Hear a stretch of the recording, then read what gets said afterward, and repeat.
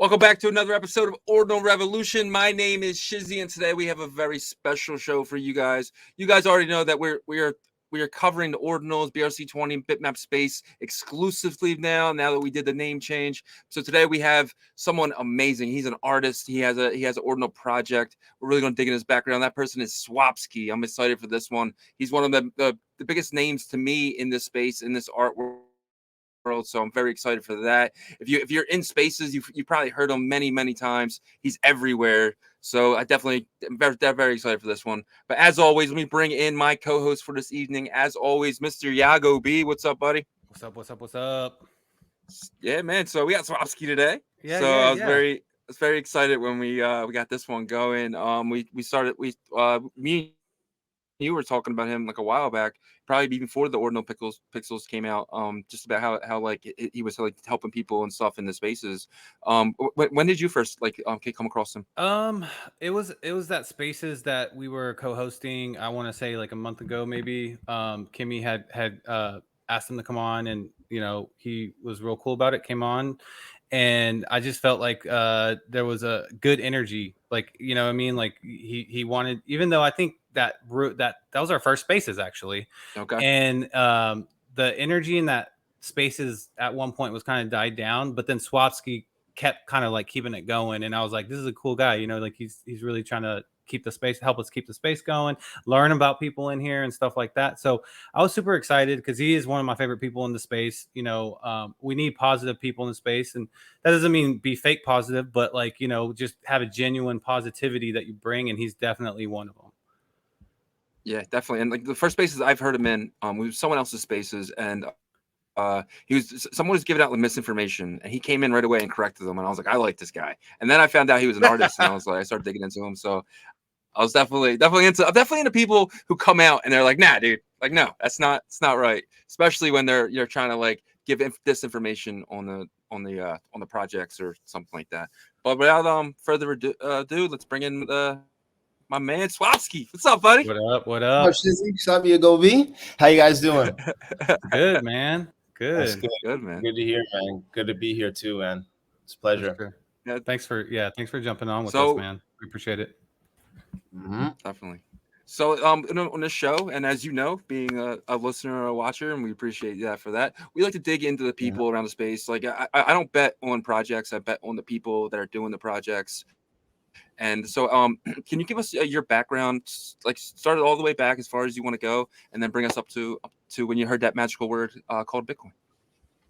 For sure. So yeah, like prior to like Bitcoin and even art, I was into basketball sports heavily. So I played 1 year college basketball, graduated 2010, went to college in Winnipeg, Manitoba, Canada, took like business, accounting, psychology, sociology. Ultimately did a year and just found school wasn't for me. It was more like a creative individual. So I started pursuing music. Did that. I'm still doing that. So I've been doing that since 2011. Throughout that whole process, I've been exposed to art, different types of disciplines, whether that be photography, fine art. A lot of friends that are artists.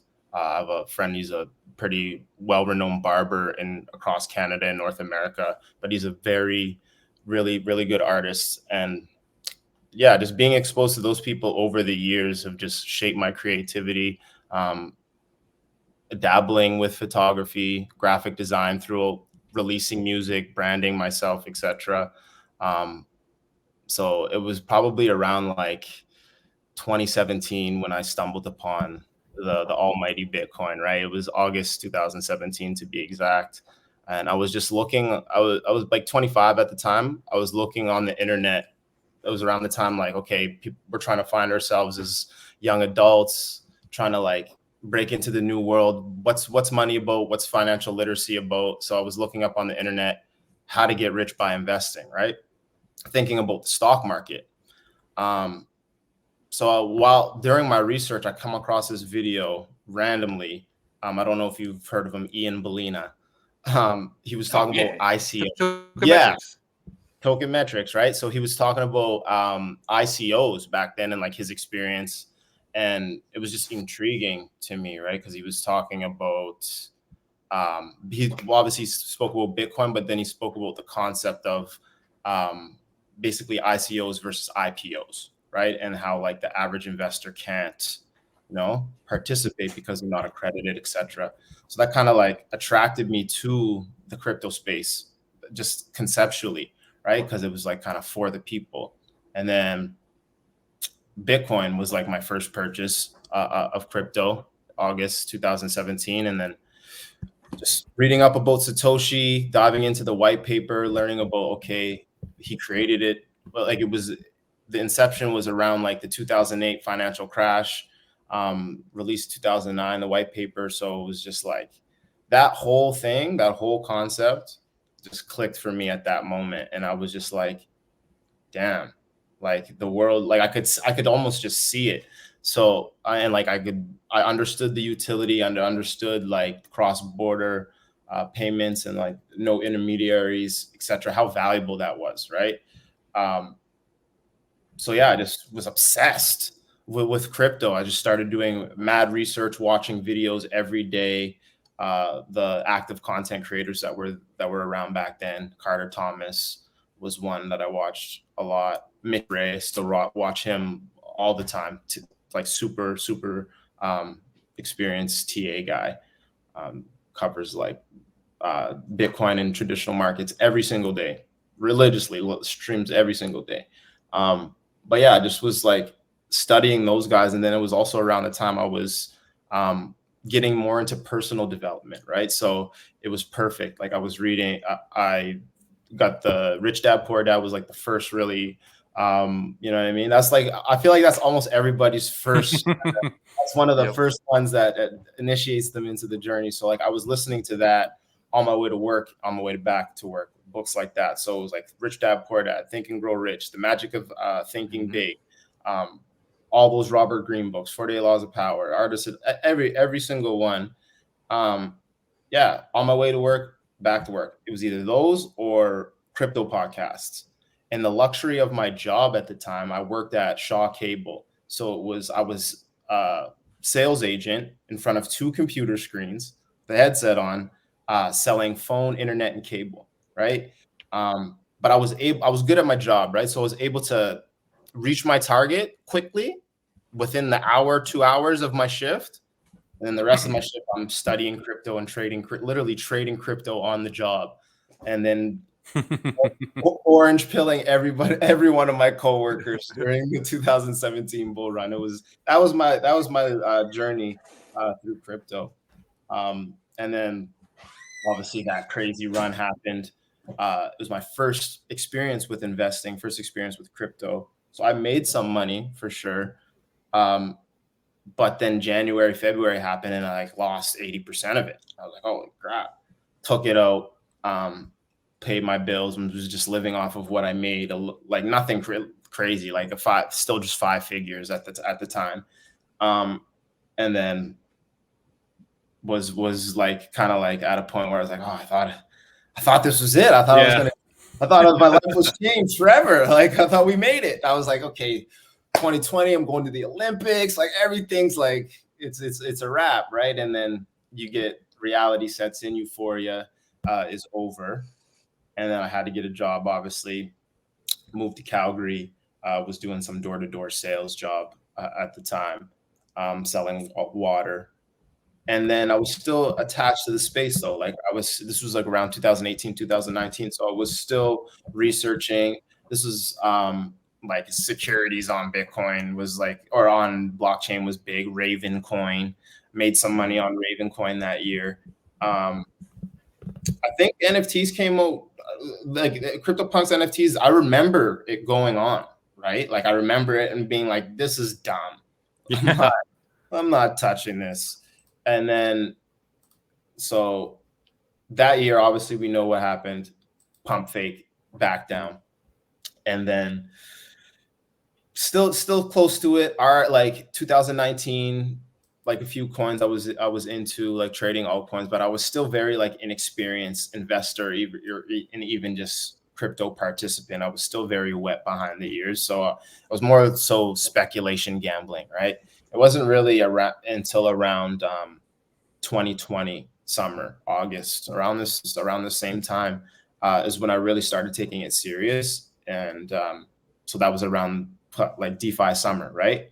Uniswap, when Uniswap first launched. So I was there when everything was starting to come out. I was trading on Uniswap, those first like tokens, ZZZ, Finance, bunch of coins, right? And actually, what's interesting about like this is when I started Swapski account. Like before 2020, I had another account, Student Crypto, right? So I was just using that account and just following the best accounts, barely like tweeting and stuff, but just still tweeting and like being funny, shit posting or whatever you want to call it. But I wasn't trying to add value. I couldn't really add value at that time because I had no experience. Right. And then, so 2020 DeFi summer, Uniswap. What's interesting is my name, Swapski, is derived from Uniswap, right? Like when I made my Twitter account, my profile picture was a unicorn. Like it was literally, I made it based off of Uniswap. I was swapping every single day. I remember when the run started. Like I woke up, I was like, "What's this Uniswap thing?" I was researching it. I was like, "Oh, let me try." Woke up next day. Oh shoot, 3x. Let me try another one. Same thing. Oh shoot, 3x again. And I'm doing this. I'm going out like to like barbecues or whatever. And then I'm saying the next day I'm saying, yo, I just put this, like crypto might be back, you guys. Like I've never, like it hasn't been like this for a while, right? Mm-hmm. And then lo and behold, it was back, right? Yeah. So went through that crazy, like honestly, the 2020 to 2022 was just madness. The DeFi and then NFTs the next year. I got into NFTs February 2021. Top Shot, Omi. Bro, I got like my mom. I got my mom to buy Omi. 20x'd it. My brother 20x'd it. I 20x'd it. Like, oh man, like what token was it? The Omi. So do you remember like the Ecomi? They had like a separate app. It wasn't really on chain or on ETH. They had their own chain. It started on Go Chain. And was this one of the first big tokens that came on like Uniswap that you were trading? No. This was during February NFT. Like I've transferred. Oh, gotcha. NFT run. Yeah, the DeFi. Honestly, the DeFi was just all. Well, we all know how that. Yeah. Just all shit coins essentially. Yeah. And chasing yield and farming until it was like the DeFi was all those food coins and all that. Yeah, it was weird. I remember like that Emax was like a big one, which was a freaking nothing. And then like merge, all those, they just became nothing basically, like you said. All right. And then, so yeah, it took 2021, like Omi was like that. They had like their own separate app, right? And then they did like Marvel NFTs, Disney NFTs, etc. that weren't associated, but people were making I was interested in it for the token, like the ERC20 token, but they also had NFTs. My one buddy, he went deep in them. They had like the first Batman NFT that they did ever, officially from DC. Wow. Right? At one point they had in-app currency called gems, 1-to-1 to US dollars. At one point, the Batman was like $60, and there was only like 1,000 of them, right, or 5,000 of them. At one point, these Batmans were selling for 15,000 gems. My God. Wow. Yeah, like it was a little whole crazy ecosystem in itself, right? And then I was dabbling with Top Shot a little bit, which crashed and burned, obviously. And then it wasn't really until I was like my buddy who also worked with me at Shaw at the time, but wasn't into crypto. He's an artist. He was super into the Clubhouse. The Clubhouse really was like fostered the NFT culture at first. Yeah, I remember that. Yeah, right. And then he was in there and he was creating art as well. And he minted like 6 Bored Apes, right? Whoa. whoa, right? How much was that to mint them? To 0.06 ETH. Oh my god. 0.06 ETH, Dude, right? I And remember the Clubhouse days though. Like you had to like try to get an in or an invite or whatever. yeah, to get to even get on the app, right?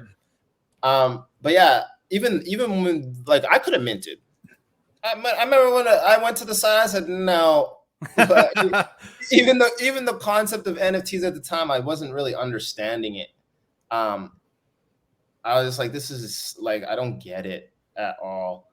And then obviously just he was making more money than I was trading. I'm trading DeFi and been in crypto since 2017, and all of a sudden you show up with this monkey picture in your art, and you're just outperforming me. Like, this doesn't make sense. Let me just peek into what you're doing, right? So then I got some insight. It's like, oh, okay. So these are like communities, country club, access with art attached, further utility that they're promising. I get it. I already had an eye for art, and like, you know what I mean? I know the crypto space, so it clicked. So then from there, Wicked Craniums I minted was probably like my first real, actually, no, I lied. My first real NFT like mint that was not bullshit was Punk's comic. So I minted 5 of those for cheap. I think they were like 0.2 ETH at the time, right? And it took them like 2 months to sell out, while other like profile pictures projects were selling out. So during this whole time, I was like, these are whatever. But then I was minting Wicked Craniums, Cool Cats, I minted like 15 Dead Fellas. I was all over the NFT space. But then the Punks comics, all of a sudden, when the NFT run started going, 2 ETH, 10 ETH, like went crazy. And then all of a sudden they dropped MetaPass. I think they were one of the first projects to drop. They were the first NFT project to drop a claim pass, right?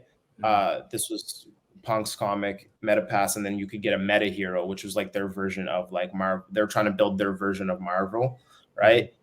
What kind of like soured that whole situation is obviously the leadership.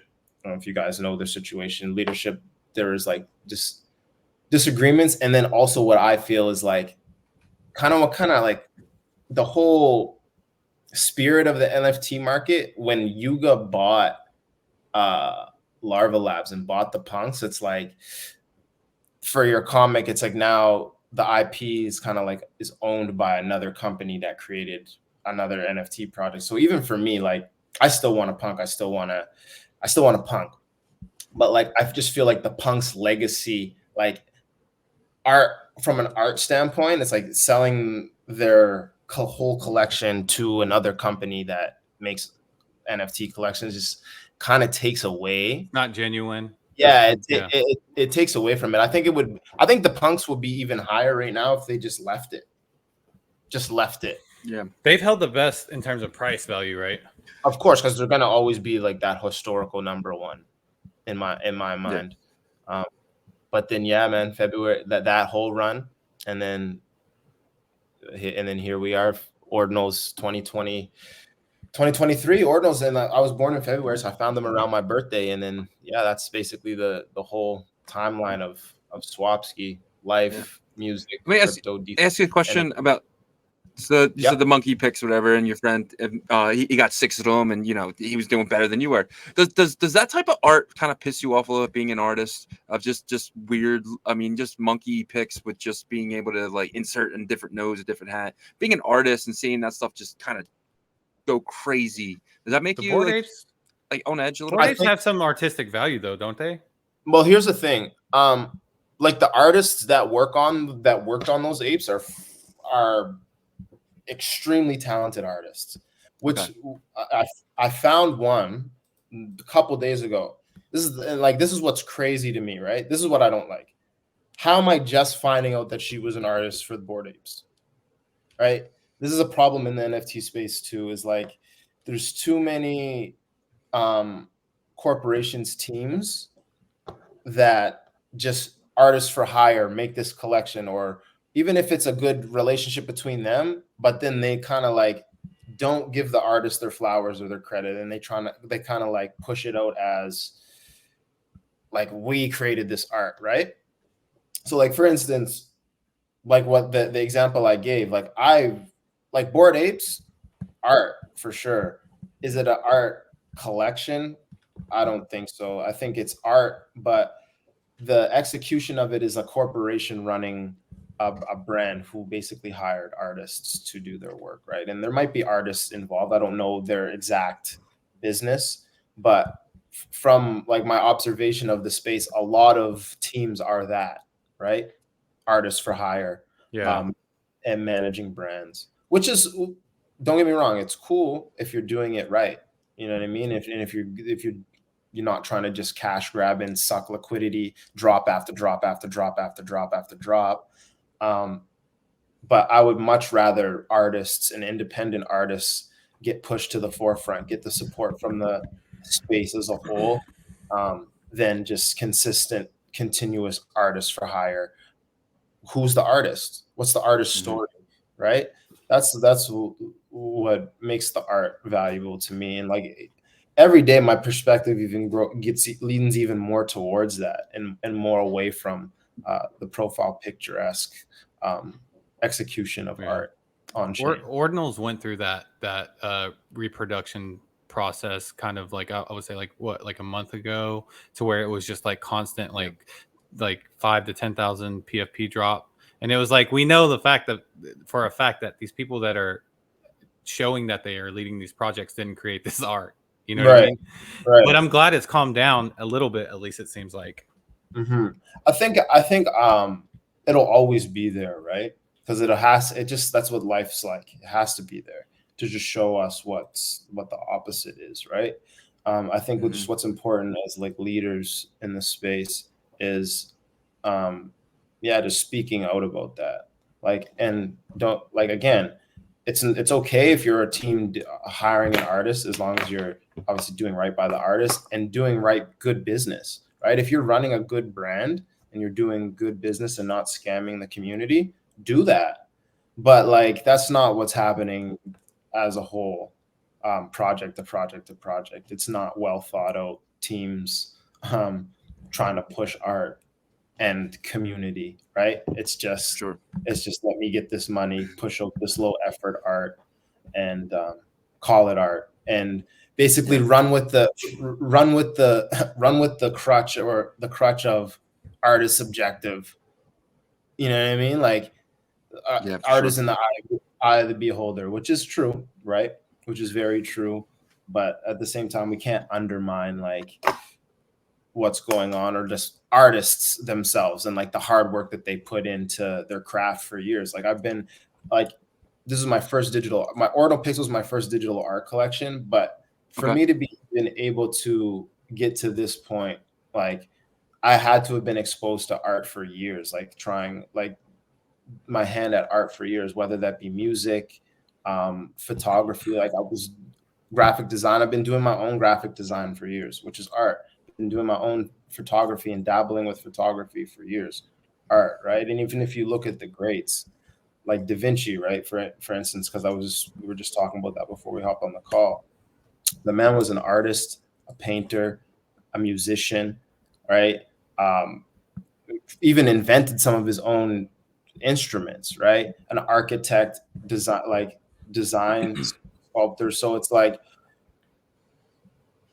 for me, even though this is my first like digital art collection, like, art isn't just one dimensional, right? Like, creativity is broad. So like, for me, doing this digital art collection, it opens my mind and my creativity and my other disciplines of art. So like, I'll have different perspectives now when I step back to writing music, or when I step back to photography, right?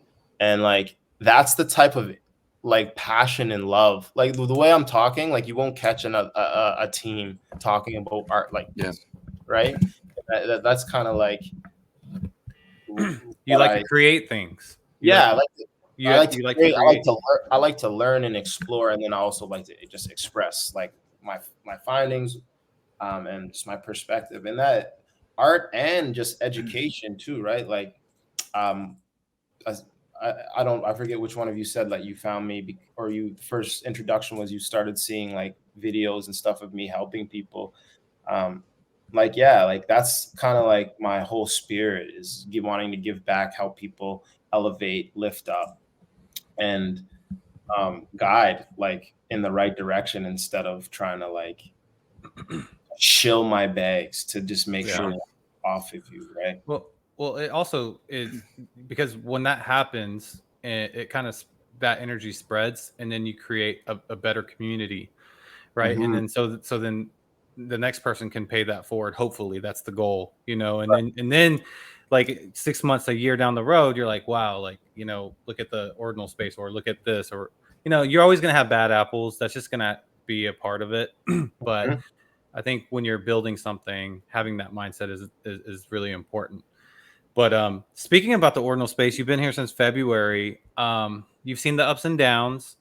What do you feel like the current state is? What is the current state of the ordinal BRC20 space? Do you feel positive about it? Are you excited? Do you feel like we're in a dead kind of time, dead space in the timeline, or what do you feel about it? No, I feel really good about it. I feel great about it, honestly. I think that what's going on right now is just like it reacting to the traditional market, like not traditional market, but like crypto itself, like Bitcoin, how it's reacting. Like when past 2 weeks, like Bitcoin was going crazy, right? It's pumping, it was above 30K. It's retracing a little bit. And long term, like over these next 24 months, like Bitcoin's going to enter back into the bull run, right? It's going to reclaim all-time highs in my mind. So like that's the time horizon. Everything else in between that to me is kind of like noise, right? And so my belief is basically if Bitcoin is going to reclaim its high and continue to trend up, then the ecosystem on top of Bitcoin is just automatically going to benefits. Right. And not only because of that, but because there's mass pour of developers coming over here now. There's mass pour of artists coming over here. There's mass pour of content creators. There's mass pour of investors, right? But things take time too, right? And there's not like the best has yet to come, right? Like we've yet to seen the best art project. We've yet to seen the best implementation for bitmap, for sat names, for BRC20s. Like we can't even swap yet, right? Yeah. Like you can't even get offers on your ordinals yet, right? No, that's crazy. We don't even think about that, and it's so accessible to the traditional NFT markets. But like for us, we're just like. We don't even think about it, but it's funny. Yeah, you can't even offer anything. When that comes in, when offers come, whew, yeah, that's when what's holding them back? You think bots and market makers come to probably something to do with the PSBTs, bro. Like that's probably tough to figure out, like bids. Yeah, that's true. And like on like a complex level where it's like, I mean, I can bid. Like how it operates on OpenSea, right? Like that's what we want because that creates the ultimate market, right? And fees are lower on BTC, bro. Like which is crazy to me. Yeah, bro. Imagine with that when like you could sweep, you can bid, bot like people with mass money, like collectors and just investors start just activating the bots on ordinals. Yeah, like, bro, there's gonna be liquidity over there, and like right now we're just in a period of it's a lot. It's not only a period of just like the cycle of markets in general, right?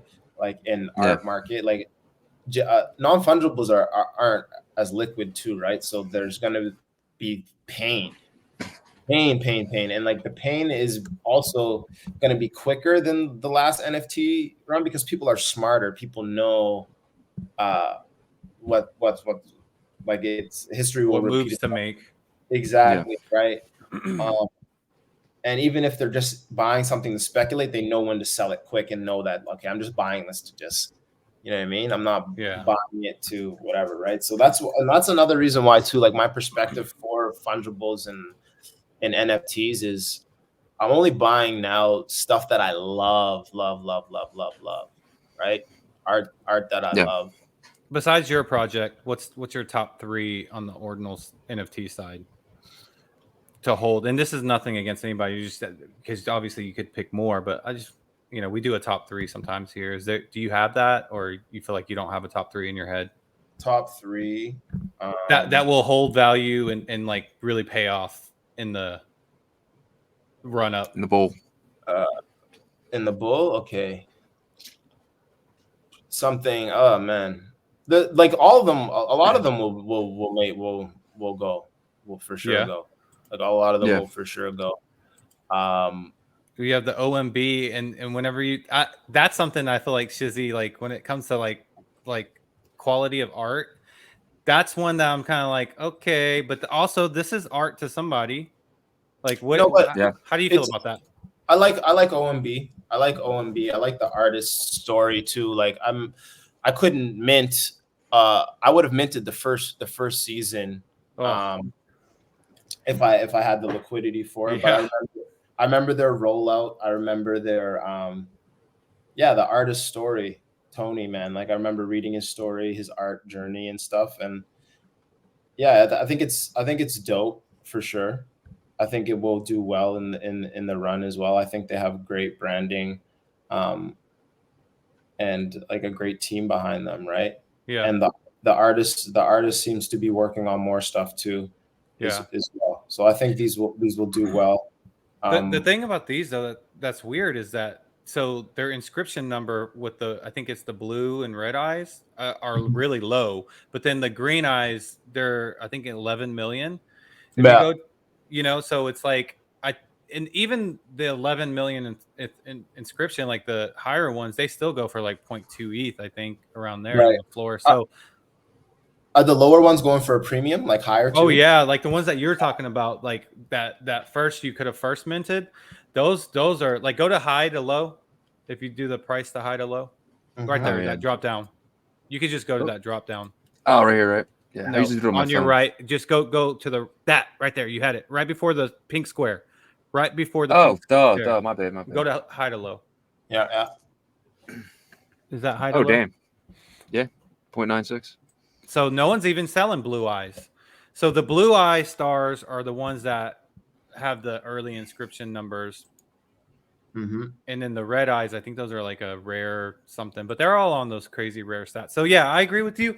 I'm not like super into like, I think I'm not into like collecting art. So I can't tell if this is good or not. But if I were just to see, I would say, okay, this is not perfect like art.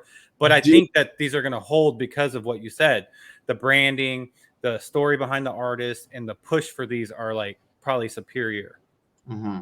So like for me, like, because it's like, again, art is in the eye of the beholder. So for me, if it's good for me, does it touch my soul? Does it speak to my heart? Right? That's how I'm looking at it next, like going forward. I wasn't always looking at it like this, but the more I dive deeper into art and try to like get more creative as an artist myself, it's like I just realized like the true value of art and just what I should be doing as far as support. And I want to support artists. Like if you see me on Twitter, I'm supporting like independent artists from Tokyo, right? Mm-hmm. Like I'm networking and talking to artists from all around the world that may not get the shine or may not get the, you know what I mean, recognition, but their art is phenomenal. Like there's a couple artists from Tokyo that I've bought art from and connected with that are doing some dope things.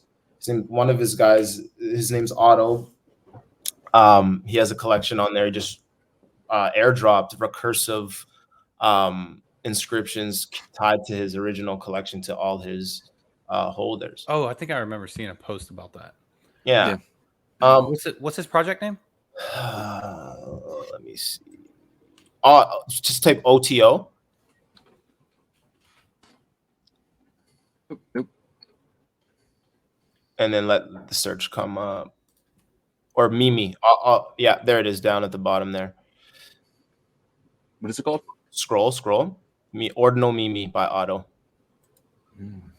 Right. So this is from Tokyo, but if you type in Otto again, and he airdropped scroll that one. Yeah. So he airdropped these to the holders, right? That's awesome. I just found this in my wallet today. So if you click on it on the actual inscription, Oh, that's dope. like it's a replica of your original one. Yo, It moves, right? Like, isn't this dope? Yeah, that's total shit. that's why I love recursion. And if you move your mouse around it, it goes through it, man. I was just playing with mine earlier today. But yeah, this artist is from Tokyo. You know what I mean? But doesn't get like the mainstream. Yeah. You know what I mean? But this is art I love. Like, I love this. You know what I mean? I want to have this in my wallet opposed to just the next profile picture project. I agree with you. That's awesome. This is so cool. And I think this is something that's like not being talked about in the overall NFT space about ordinals enough. And it's because maybe they just don't want the attention over to ordinals right now. But like the recursive stuff is a game changer. Mm-hmm. It is. It's a game changer. And the more I've seen artists like dabble with it and experimented with it, it's like this even inspired me. It's like, okay, crazy. So because even if you look, the recursive inscription is tied to his other collection. It's crazy, right? That's so crazy. You can tie the recursive inscriptions to your previous collection. Like this is going to be a whole new it's cool programmable skill set, in my opinion. Like, being able to pull from your inscription to create more art, and that's why and I never got super deep into like the ETH NFT stuff, and I'm sure there's some amazing stuff over there too, but just I guess being here for this stuff, it's cool because it's innovative in terms of the way about it, right? Mm-hmm.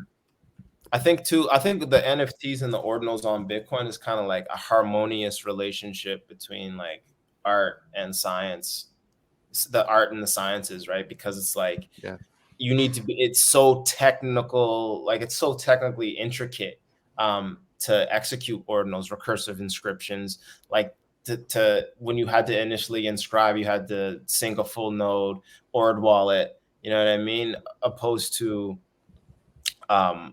ETH, which the art is amazing over there, but it's not as technically intertwined with like art and sciences and as intertwined. But the talent on ETH and even on Tezos, I've been noticing the artists over there are extremely talented. Trying to figure out how we can get them over to start cooking.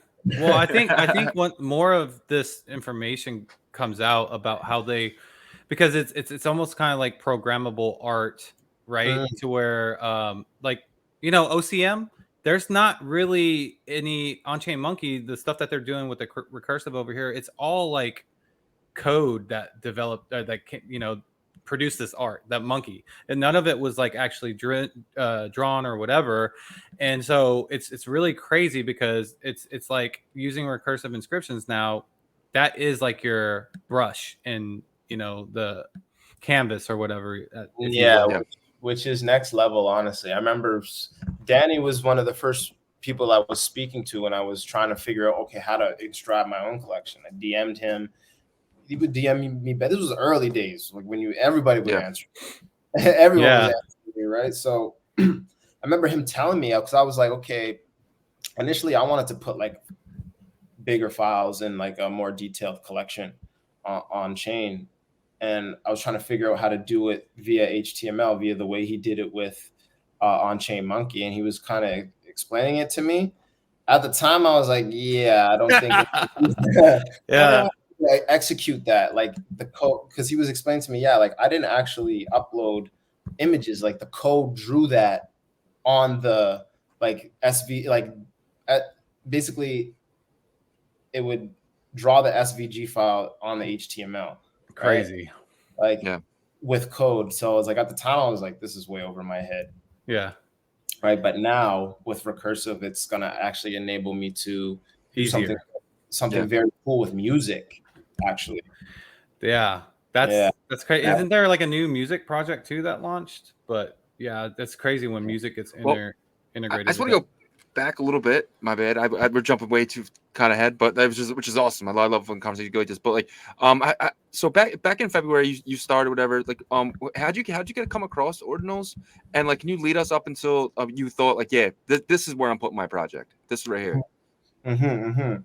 So, man, it was just like I kind of wasn't paying attention to the space too heavy for like 3 months leading up into ordinals, right? And then I was just browsing Twitter. Bro, I saw you talking about Zen too last episode. Some Zen. Bro, I was minting Zen a little bit. I was like, okay, let me get my feet wet. The Zen thing seems interesting. So that Zen kind of got me back dabbling a little bit, because everything else was like, Zen was fun, right? It was interesting. New. Okay, like, and then that got me back, like, really like researching. Because before then I was just photography, going out for walks, just being more creative, not really focusing on crypto. And then the ordinals, right? NFTs on Bitcoin. Interesting. So then I saw Pa's not going to make it, right? He has a YouTube channel. He basically explains how to spin up a full node. He has a couple tutorials, but he also is the founder of the collection Ordinal Faces.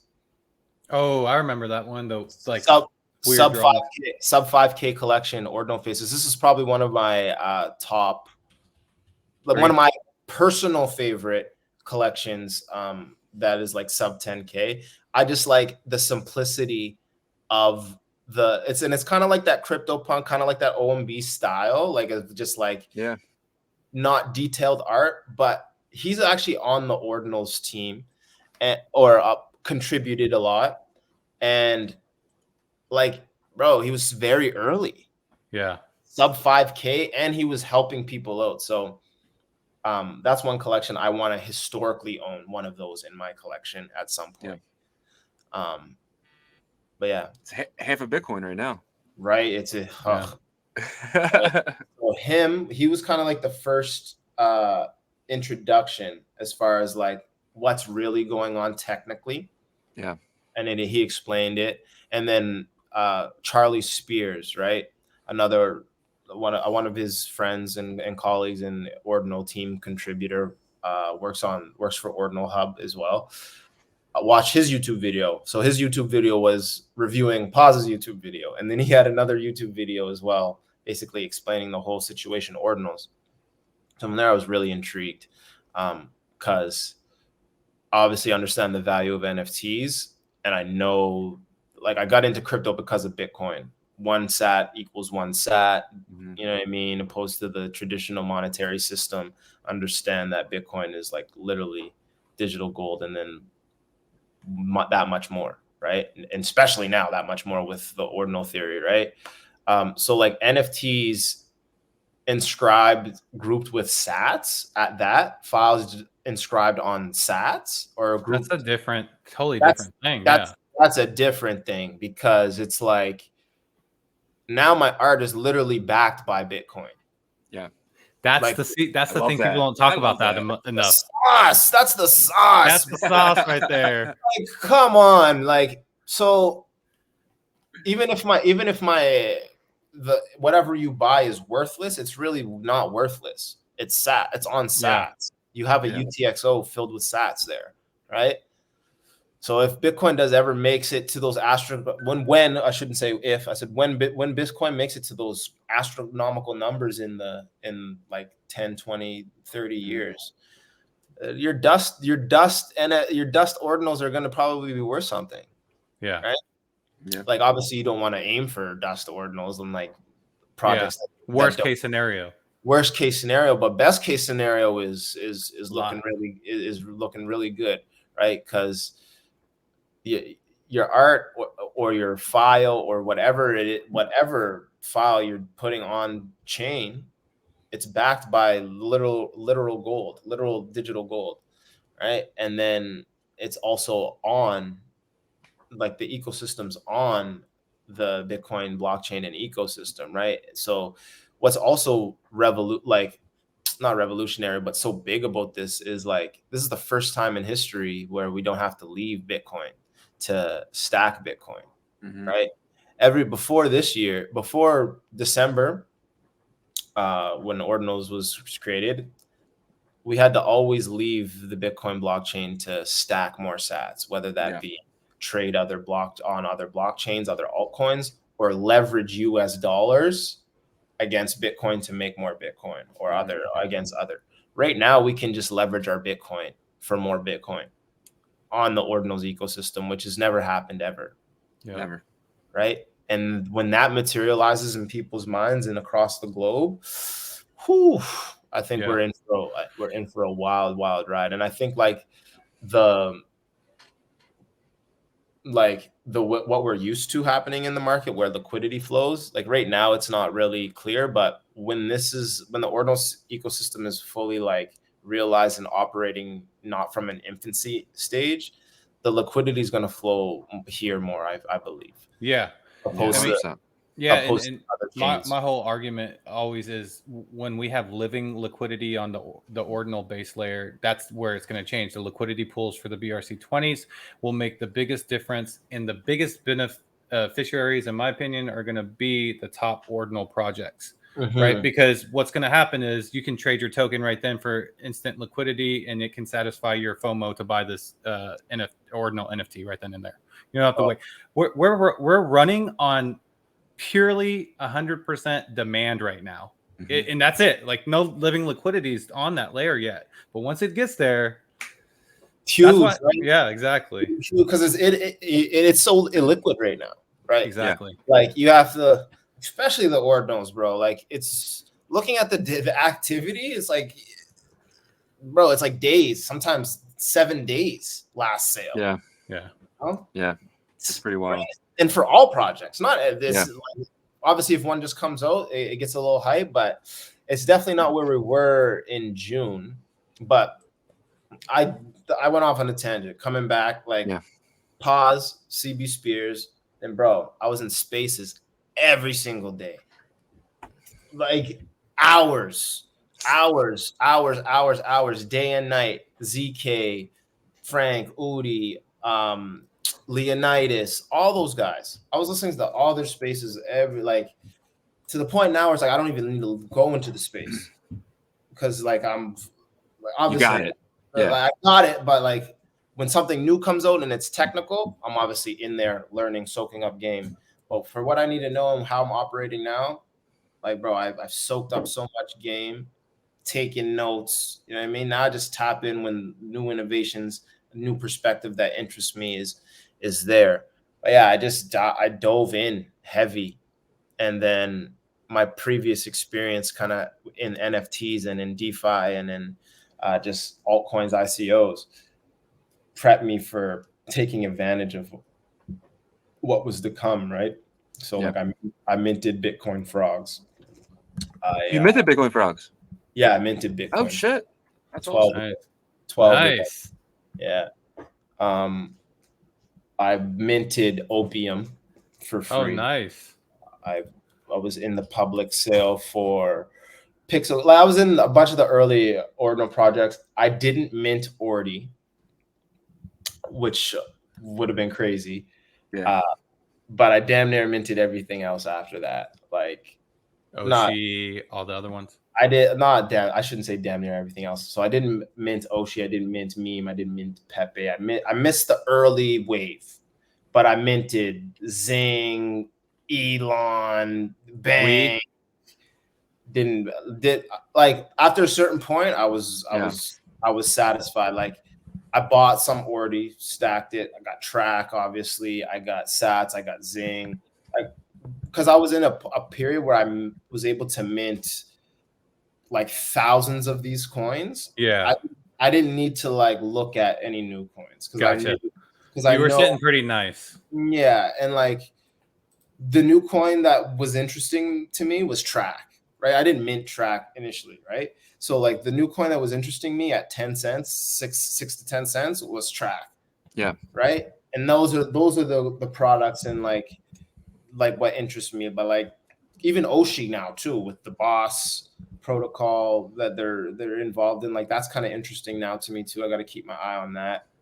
But yeah, like for what do I have written down? For me, it's like, yeah, Bitcoin Ordi track, and then like just some like speculative ones like that I minted, Pepe, Zing. I minted like a bunch of Sats that I speculative play. I think Sats is kind of like, but comparing it, like it's to me, it's kind of reminds me of like a Doge, right?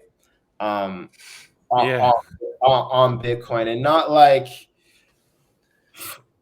strictly from a speculative standpoint. Like I try to go back to like my mind, like how I was thinking about Doge in 2017, and it was a meme, so it was stupid, right? To me, then the supply was so big, I was like, yeah, this is never going to like make anybody any money. This is just dumb, right? And like in 2017, you could have chucked $10 at that and made bank. Yeah. Now, right? So like with Sats having the like being the 9th BRC20 token deployed, being branded after like Satoshis, Satoshis, right? 1-to-1, and having the actual number of amount of Bitcoin, the amount of Sats, that in itself, if there's a bull run in BRC20s, a real serious bull run, then that ever mints out. If that ever mints out, it's going to the moon, in my opinion. It's gonna mint out. It's gonna mint out. It's gonna mint. But I think it obviously in not financial advice for anybody or anything like that, but it's just like speculatively from the small amount I paid on it, I paid for it. I'm looking at it like Doge, man. Like if I would have bought some like $100 worth of Doge in 2017 and just forgot about it, would have been happy right now. I've actually done the math on it. So it's 2.1. It's 2.1 quadrillion. Mm-hmm. So and I think I did some math too. Isn't it less supply than some of these meme coins?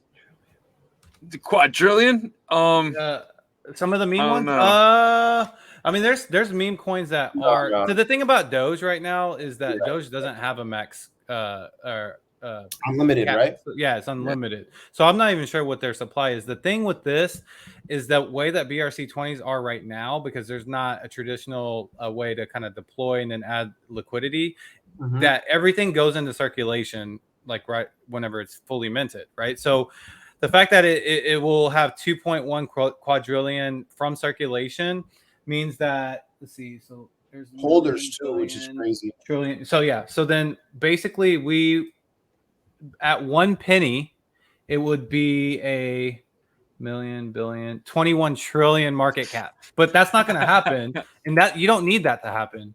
You just need it to be at like 0.0001, and that would be at too much because that's 210 billion. That's still a lot. Yeah, it's like, and even in it, like it's like I'm not like I minted Sats purely speculative, purely.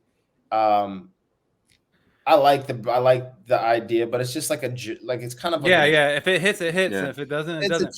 Like it's not like serious. I don't promote it. I don't retweet Sats or anything like that. But so a realistic price point for it to get, I think it could get with the branding and everything, like a BRC20 bull run. I think it could get to $2 billion because Doge is like a little bit more than that, right? I think Doge is. Shiba at the peak was like $16 billion market. 16 billion? Yeah. So this could get even more than that. So, but that would bring it to 0.00050 zeros, basically. Yeah, the meme coin market. Like when I was looking at the top of the market, I couldn't believe some of the evaluations for some of these like meme coins. Meme coins were like billions and billions of dollars invested into them. It was just like, it's not. So for sure, like if there's a BRC crazy run, a lot of the coins will go off, especially ones with good branding. But again, too, I would never advise anybody to buy those. Like just like obviously you can make money, but like I would just you know what I mean, buy Bitcoin and stay safe, and then just dabble in your. If you're experienced, you already know what you're doing. You don't even have to listen to me. But if you're not experienced and you're just getting in, just buy Bitcoin and like, you know. But that's why I like Sats though, because the name. It's like a currency of Bitcoin, and like people kind of talk that. Yeah, people kind of talk about what the number is. It's 1 trillion. Getting 1 trillion will make you good money, supposedly. Not financial advice, but 1 trillion sats. Yeah. Word. I got 21 billion. Yeah, I got 4 billion, but I made the 21 billion just for the 21 aspect of, you know what I mean, and then just keeping it in my wallet. Yeah. For years. I won't even look at it. But what I'm more excited about, honestly, is I got some cool sat names. H2O.sats. That's cool. Oh, he's floating like water. He's water on sats. That's vicious. In case you missed it, .sats, like ICIMY, whatever it is. Like just some abbreviations that are cool. And then bitmaps, bro. Like the concept of bitmap, like what is it? The consensus framework, like the system framework. Yeah, like the each block is a district. Like, bro, that was so interesting to me. Like that whole distribution model was so like cool, and the fact that it got blocked out in like 2 weeks was just like, it obviously shows how many other people thought it was cool too. Yeah, because that shit like ran through all the people that were trying to fade it like a Tonka truck. Because like they were like just trying to get away from the topic, but the topic wasn't gonna go away. No, it wasn't. It wasn't, man. And like, dude, I can't wait to see what you build in one of your. I always talk about. You probably heard it before. Like Swapski's gonna build these towers and have his art on them and stuff like that. I'm excited to see what you build on those things, man. So much ideas came to mind, man. I just need to know what's possible, bro. Like, like, bro, the reality of it is, it's like if you could, like, I feel like what a cool idea would be, and this is like aside from my art, like I have obviously art ideas and experiences I want to build, but any experience I build with my art will be free. Like I want to make free for like people, right? Like, and then in app, like in experience purchases, you know what I mean? But like the overall experience should be, you can come in and enjoy this world, and if you want to add to your experience, you can purchase things, kind of like Fortnite, right? Like how you can buy skins, you can buy whatever. But like what I think would be dope is some way to like, bro, and I don't even care about sharing this idea, because if someone does it off of me saying it, great. This would be just push the space forward. Like, but I had a crazy idea. Like, what if we could somehow, this isn't like super innovative or super next level, but like, do you guys know GTA? Yeah, of course. Right. So have you heard of GTA like RP servers? Yeah.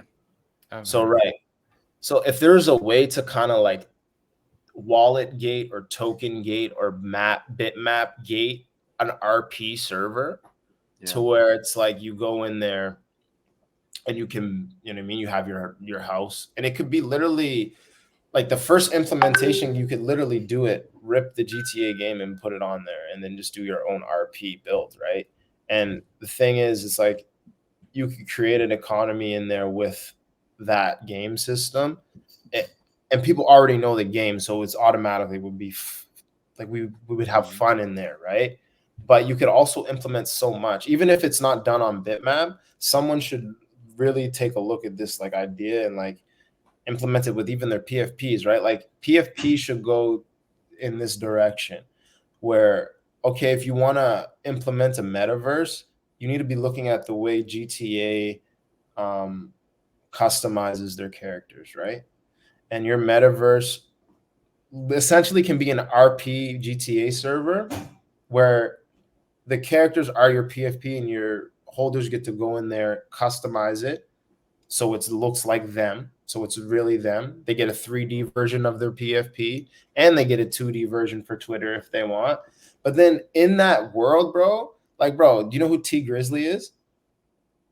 T Grizzly, he's a younger rapper from Detroit. He streams Twitch all day. He has his own RP server, but he has like a system set up in there where there's cops that patrol shit. He has a gang in there where But like it's actually they're actually doing jobs and stuff, right? yeah, they're like there's job like I heard about this, yeah. patrolling stuff, and like he has his gang in there. They'll run up on other gangs, like talk shit through the mic and stuff. Oh man, they'll go to the studio and like go in the studio, go to the casino, but they got it in such a way like there's brands in there. Like he's wearing Louis Vuitton, got a chain on, got a grill on.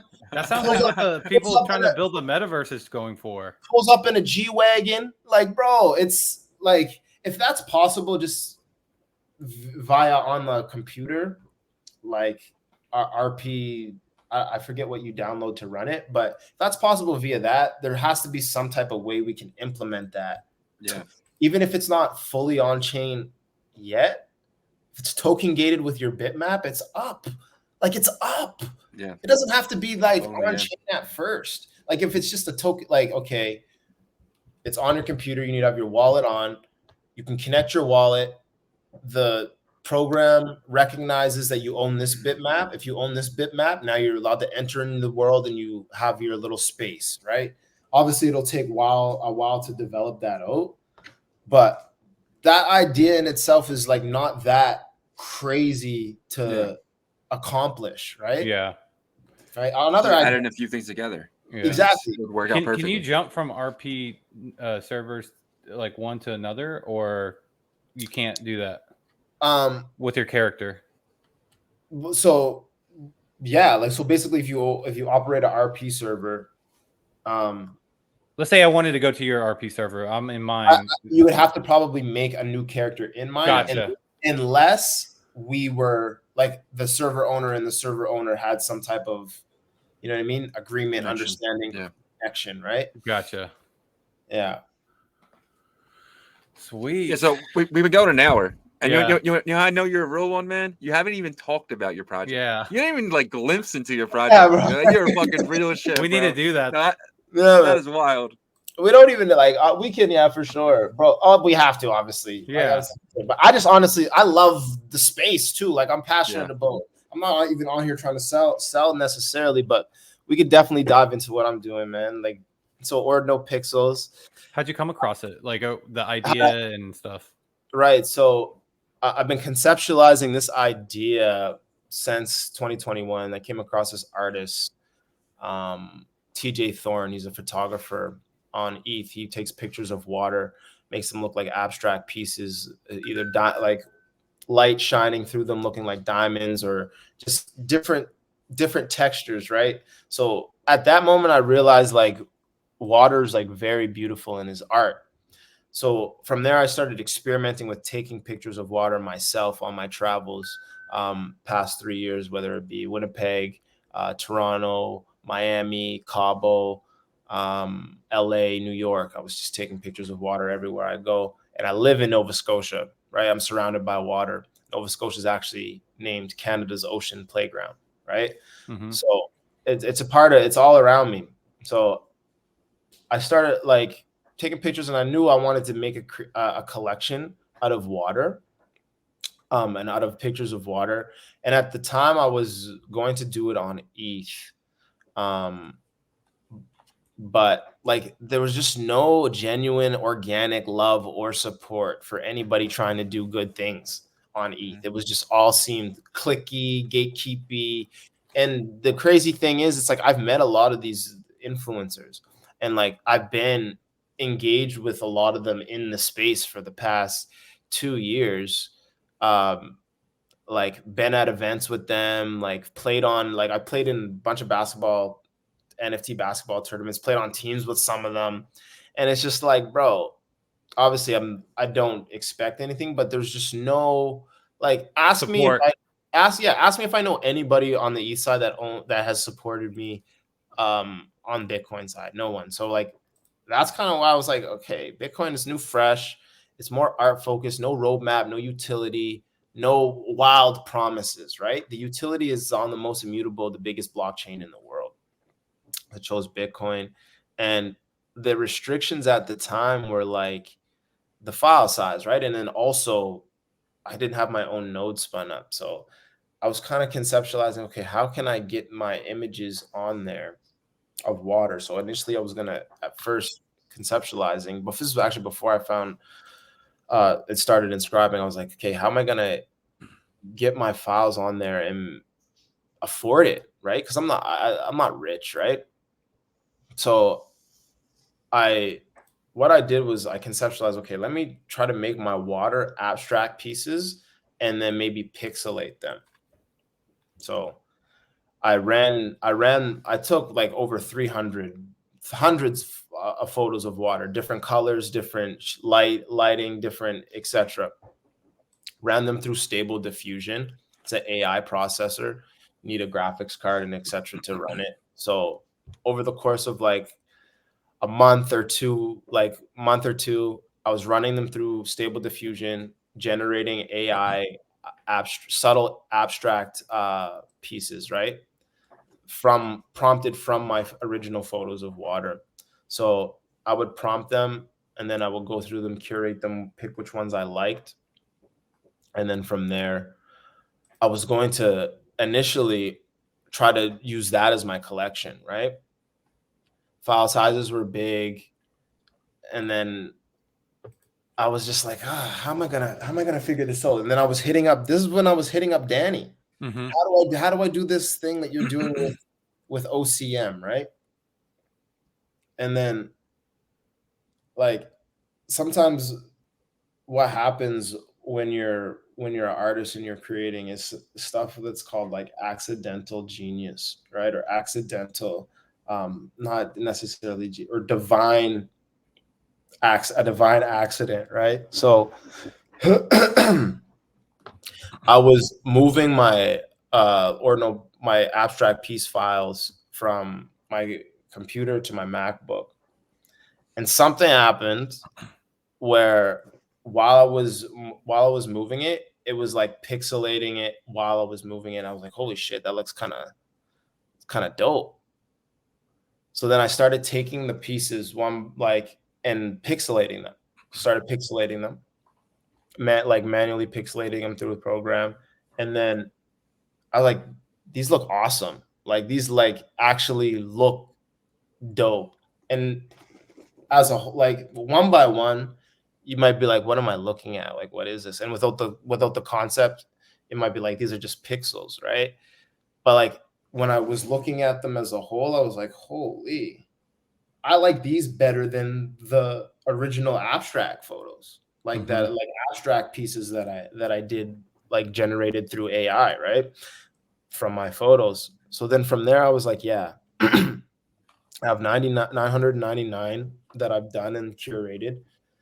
I'm gonna do this collection on Bitcoin because now with the files, it can enable me to do it and afford it and express myself on this new chain, right? This new innovation. And then not only that, I got my start on Bitcoin in 2017. So it was kind of like yeah, it was kind of like coming back home.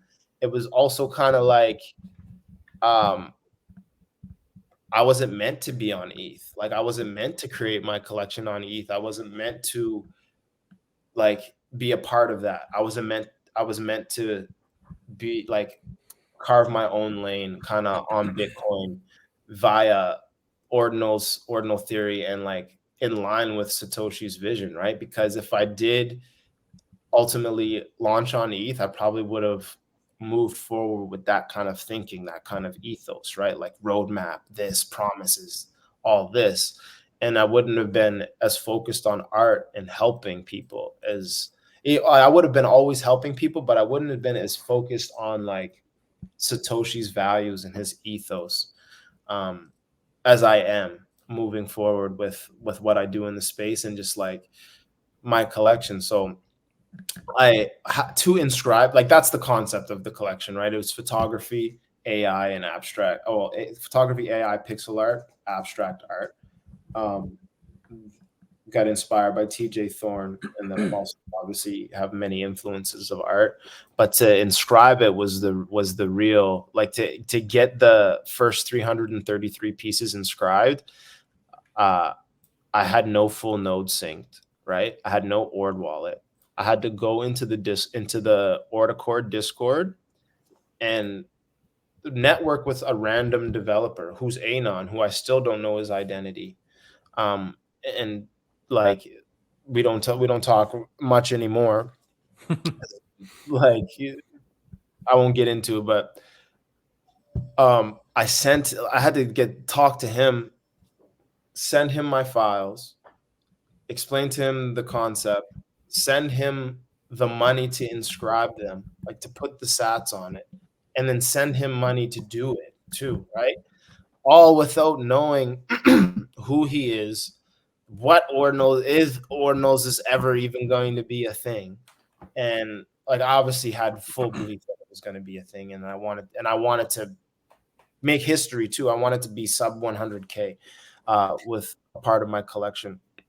So within that, I was just like, I took the risk, I took the leap of linking with a random, getting him to inscribe. Just trust me, bro. He did it. He did it. He delivered it. It was crazy. Leading up to when I did the initial sale, he got in a car accident and was unresponsive for like a week. Oh my gosh. I was like, oh, it's over. I was like, it's over. Like, and I was in like, this is bottom of the bear market, like just coming off, money's dwindling. Like, it's over. Like, last second he came through and was like, oh, bro, I'm sorry, I got in a car accident. I'm here though. I'm like, oh man, thank you. I hope you're okay though. Because I was obviously sending a message. I was like, bro, like what's going on? You're not et cetera. Then he told me that, and I was like, okay, whew. I hope you're okay. Like, bro, get well.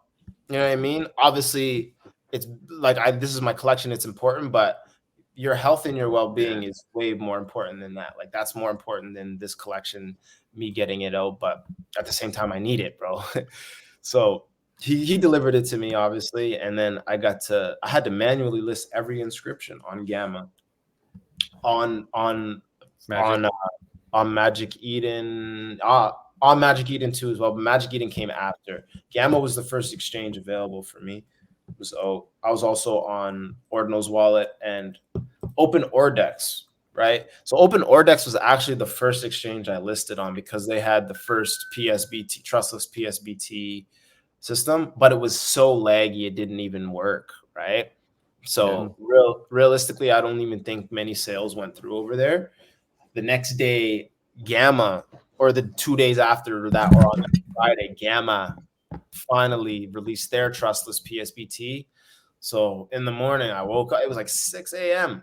Woke up, I listed every inscription on there. And then I started getting support and success from there. But leading up and even creating my collection, and even just until probably like 2 weeks ago, my days were like 16 to 20 hours. I did all my graphic design, branding, logos, doing all my content in the early like February, March, April. I was doing like TikToks and stuff too. I was doing all that, my collection, all my promotion. I just kind of lost my train of thought. Sorry, guys. You're good. You were doing your TikToks, you were doing your promotion, you were doing all that stuff. You were working like 16-hour days, you said. 16-hour days. Oh yeah, just to make sure like everything was going right, and then I was able to just network with some people throughout the experience, right? So the first week I put it on sale, 70 sales in the first week, right? And like the public sale price was 0.000999 BTC, so it was like $30 at the time. Yeah. 70 sales first week, which I was this is my first collection. I was super grateful for, super pumped, and even shocked a little bit. And then I just like kept on pushing, sharing the vision, evolving as far as like showing the process and the branding of Pixels. And then I just started getting more, like, sales were just constant at the time. Like every day I was getting set 1 or 2 or 3 sales. And then Ordinal Hub reached out. I did an interview with them.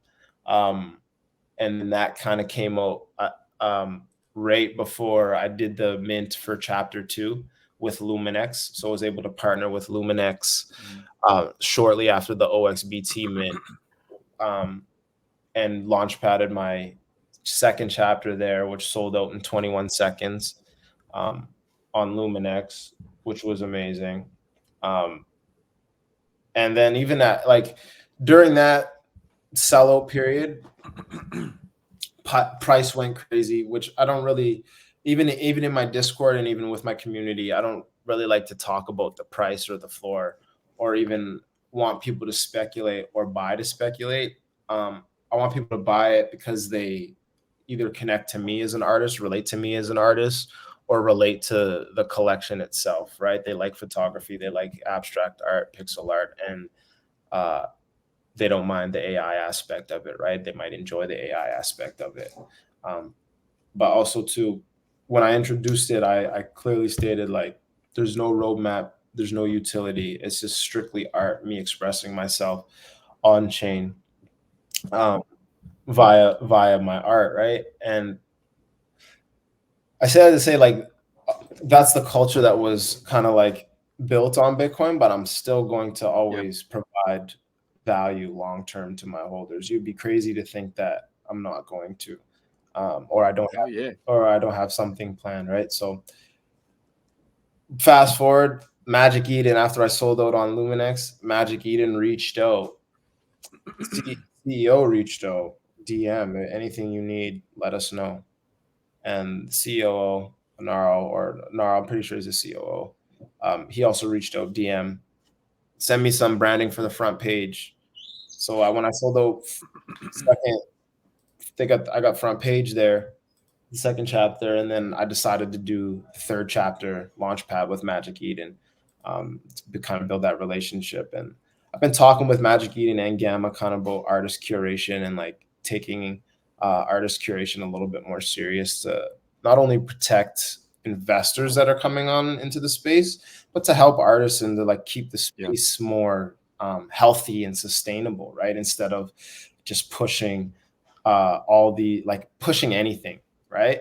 And I obviously understand in the beginning, it's a liquidity grab, we need to establish business and stuff, but going forward, we're a serious industry, right? So we need to make sure. This is just basically my opinions to them, Gamma and Magic Eden, curate the art, because it's only going to do good for your platform in the long run. Sure, the liquidity is nice, but in the long term, if you curate your artists, it'll only do well, because the art will be quality, which will be good for the collectors. And then art, if you have quality art, it's going to bring eyes. Art is influence, right? Yeah. You're right too. I think about especially the digital artifacts that end up being stored on Bitcoin. This is a different approach than NFTs, right? You're storing it. They're kind of copying it with the ETH inscriptions, but because of the value of Bitcoin, the liquidity value of the chain, all the fine art will end up here, right? I agree. I agree. Another crazy thing, I don't know how where we are for time, but Asprey Studios, you guys obviously know Asprey Studios, Bugatti. Yeah. Their chief creative officer bought four pieces of mine. Nice. And tweeted about it. That's gotta feel good, man. Bro, when that happened, I was like, okay, Bugatti, Asprey Studios, messing with the kid. Obviously gave me confidence and just made me okay. I'm doing the right thing. People actually are connecting with the art, right? And it just give me a boost of energy to for just what I want to do next. I don't know, I can talk. I can keep talking. I'm enjoying the conversation. I don't know how much time we have, but it kind of pushed me forward to what I want to do for my overall community and my swap token. Like I don't know if you guys are aware, I have a BRC20 token as well. That minted out probably like early June, mid June. What's the ticker on that? $, Yeah. WAP. Okay. 3,000. Yeah, I actually just saw that. Yeah, but I saw it on your link tree. Right. Well, like, and does that have utility as of now? Not as of now, but the utility. Okay. The utility is super simple to understand. So here's the utility, right? My plans with Swap is to make it the art token, an art token, right? So my artist network is vast, right? Like I know, like all my friends are artists and like very, very talented, whether they're in LA, Winnipeg, Nigeria, like all over the world, Tokyo now. So my plan with Swap is to not only accept it for my art going forward, like, so I'm dropping I did a EP. I can't believe we skipped over this, but I did an EP based around ordinals, right? Music, 5 tracks, first tracks BTC, second tracks ordinals, third track Taproot Wizards, fourth track a milli, fifth track rare sats. I dropped it when we hit 1 million inscriptions, right? Oh shit.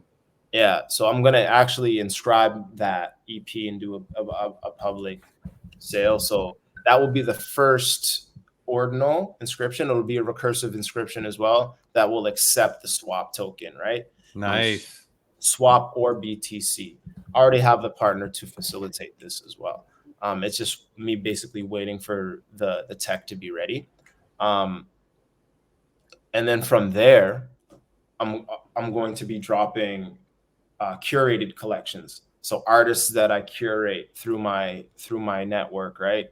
And you will also be able to either pay for their art and their collections in the future with either Swap or BTC, right? And then another added component is exclusive collections, right? So there's going to be exclusive collections I curate as well, where you only will be able to mint with Swap, right? Swap spent on my official mints will be burned as well. Hell yeah. Once we Love figure the burning. Yeah, love the burning. yeah, you gotta burn it, and then from there it's like through my program I take 0% from artists, right? Like my whole goal is to onboard and elevate artists, and like with me I'm good. I have my collection out. It's my first and last digital art collection, generative collection, by the way. Yeah. I'm already good off that. I already know what to do in crypto. I know how to invest, etc. I'm self-sovereign. I'm good. So my company, corporation, Sovereign Trail, it's also in my bio. We're going to cover a multitude of things: art, media, and finance, right? So the finance aspect is Swap, obviously, but the art and media aspect is obviously Swapski, the artists we curate. I'm getting into more physical art and stuff as well. That's more so my trajectory as an artist going forward. But as a businessman and more so like curator through Sovereign Trail, I'm going to be onboarding artists, as many as I can, that are like highly talented artists, and get their work on chain on Bitcoin, right? Taking 0%, right? I benefit from them accepting Swap and using Swap, right? That's why I can do this. That's smart. Yeah, right. And it's a win-win, right? So it's like you're not trying to get over on anybody, and you're helping them out to get their foot in and all that stuff too. Right. So I already have a few artists working on collections as well. I won't share them yet, but I'm excited for that. Yeah. And if you ever want to bring them on to before their collection, you can hop on with them and we can kind of break it down. For sure. But yeah, Swap, man, that's basically what Swap is. And I'm trying to onboard artists, accept it for my art going forward, accept it for the artists I onboard and curate, and then exclusive Swap mints. So exclusive artists and etc. And that's it's really no more complicated than that, right? Like I'm using it as a token to buy art via my curation network via Sovereign Trail instead of spending your Bitcoin. So if you minted it, and it's cheap right now, but like don't buy it if like don't speculate on it, of course not. But that's the whole plan with it. And I have definitely the players in place to execute and like actually use my token to buy art. So I'm excited to roll that out. Dude, I'm excited too.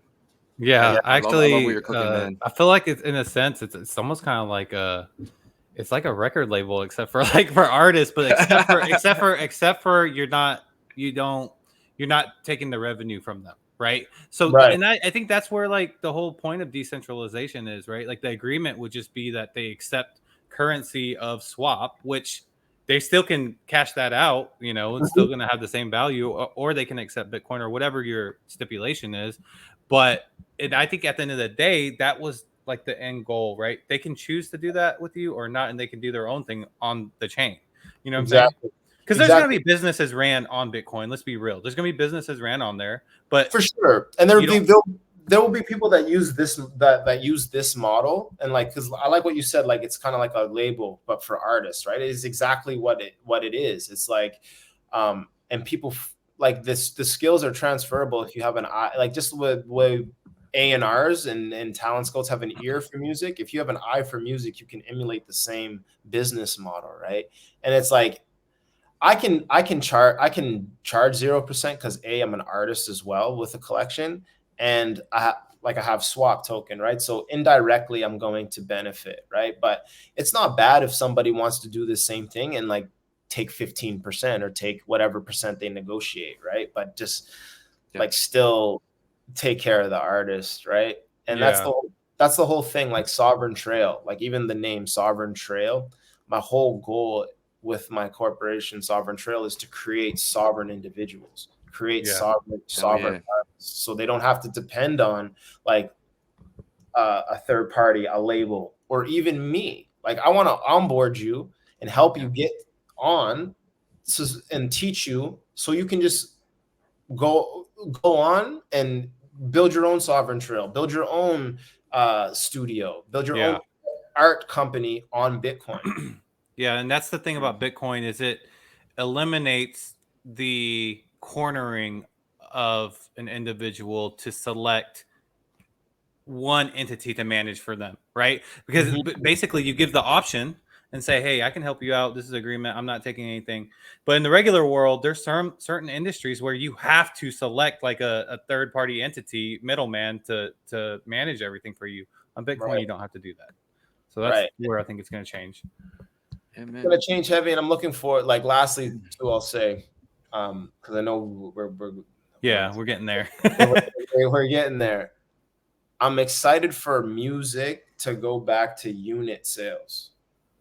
Because I think with ordinals and like once artists figure out like that, like just going on another service, like streaming isn't the way, right? Unit sales of your music is the way, right? And streaming, like, yeah, of course people are going to pirate, people are going to stream, whatever. But like, I'm excited to see how unit sales kind of come back for music via ordinals, and even via my ideas and what, like the concept I have, I can share it definitely off camera and stuff, but concept I have is dope, man. So I'm excited to see after I do it, if somebody else does it, and like how well it does, because I really do believe that like music can make its way back to some form of unit sales. Yeah. And streaming as well, right? I agree. And I want to say something, but I'm afraid that it's your idea and I don't want someone to take it. I won't say it. I won't say it. Offline. I'll DM you about it. Well, this is part of the show where we give our guests the stage. So you can just tell people where they come to find you. If I'm an artist looking for you, or if I'm anything, where's the best place to come find you and come looking for you? Best place, twitter.com/Swapski. I'm there active the most, and if you need any of my links, it's in my bio there, Linktree, right? But swapski.btc on Instagram, Swapski on YouTube, swapski.btc on Threads now, I guess, the Thread app. But yeah, Swapski everywhere mainly, but Twitter is the best place to reach me. Swapski everywhere. If you want to just give it, I'm sorry. if you want to give anything, any like talk to your community, any holders or anyone that's just been supporting you from the beginning, this is your stage. Oh, guys, I'm super grateful for all the love, support thus far. Without you, honestly, I wouldn't be able to have the energy or even the motivation to keep going every day and like try to provide value. So I really appreciate anybody who supported me, whether that's buying a piece, retweeting, liking a post, commenting, sharing this interview, this conversation right now. Anyone I've had in the past 6 months, I appreciate it all. And like I said, I tweeted this either today or yesterday. It's like we're not going anywhere. We're going everywhere. Hell yeah. Ordinals sure, man. definitely like here that. to stay.